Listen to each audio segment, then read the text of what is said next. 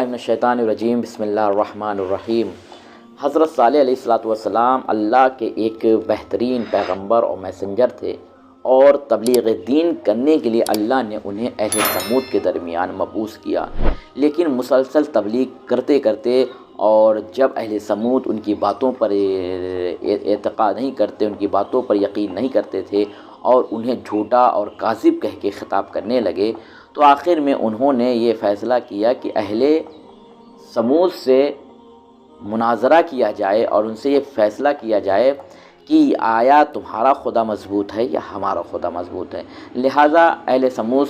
سے جناب صالح علیہ السلام نے کہا، اگر تمہارا پروردگار ہم سے زیادہ، ہمارے خدا سے زیادہ طاقت رکھتا ہے تو میں تمہارے خداؤں سے سوال کروں گا، اگر وہ سوال کا جواب دے دیتے ہیں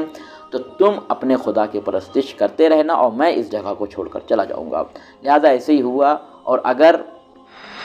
پھر تم ہمارے خدا سے سوال کرنا اور ہمارے خدا نے جواب دے دیا کہ تم ہمارے خدا کی اتباع اور عبادت کرنا اور ایمان لے آنا۔ لہٰذا ایسے ہی ہوا، اہل سمود نے ایک عید کے روز جو بطور میلہ کے نام سے مشہور ہے وہ پروگرام رکھا گیا، اس میں تمام بت رکھے گئے۔ جناب صالح علیہ السلام نے سب سے سوال پوچھا لیکن کسی نے جواب نہ دیا، اور آخر کار یہ ہوا کہ جب ان لوگوں نے حضرت صالح کے خدا سے سوال پوچھا تو حضرت صالح نے پوچھا آخر تم کیا چاہتے ہو، تو انہوں نے کہا کہ اس پہاڑ کے درمیان سے ایک اونٹنی برآمد ہو اور اس کے پیٹ میں ایک بچہ ہو۔ اتنا سننا تھا کہ حضرت صالح نے کہا یہ کام میرے لیے مشکل تھا لیکن میرے پروردگار عالم کے لیے مشکل نہیں ہے۔ اتنے میں ہی ایک پہاڑ کے دو حصے ہوئے اور اس میں سے اونٹنی برآمد ہوئی، اور جب اونٹنی برآمد ہوئی تو یہ لوگ دیکھ کر حضرت صالح کے ساتھ کچھ ایمان لے آئے، اور باقی لوگ اس بات سے انکار کر گئے کہ یہ حضرت صالح کا جادو تھا، اس صالح کا ایک فسانہ تھا۔ لہذا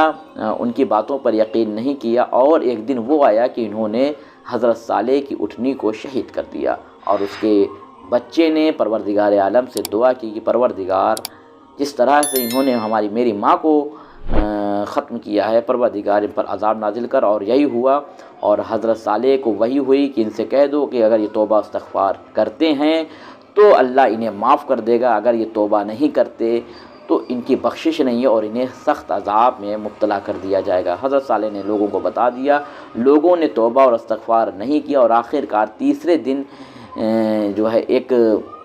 جب لوگوں نے گھر کھولا، گھر میں جا کے دیکھا تو وہ لوگ جو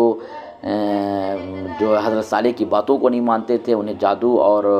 اس طرح کے القاب سے خطاب کرتے تھے، ان کے چہرے سیاہ ہو چکے تھے، اور اچانک سے آسمان سے ایک بجلی گری اور ان کی لاشوں کو جلا کر راکھ کر دیا۔ کہنے کی بات یہ ہے کہ ہمیں اپنے نبی اور پیغمبر پر پورا عقیدہ ہونا چاہیے، ان پر بھروسہ ہونا چاہیے۔ حضرت صالح کے قوم کے ساتھ جو انجام ہوا، ہو سکتا ہے ہمارے ساتھ بھی یہی انجام ہو۔ اگر ہم سے کوئی تبلیغ کر رہا ہو، ہمیں دین کی باتیں سمجھا رہا ہو اور ہمیں سمجھ میں نہ آئے تو سمجھ لیجئے ہمارا چہرہ تو سیاہ نہیں ہے لیکن ہمارا دل سیاہ ہو چکا ہے۔ لہٰذا ہمیں نصیحت کو سمجھنا چاہیے، ہمیں علم میں ہمیں جو ہے نیک اعمال کرنا چاہیے تاکہ ہمارا دل منور ہو۔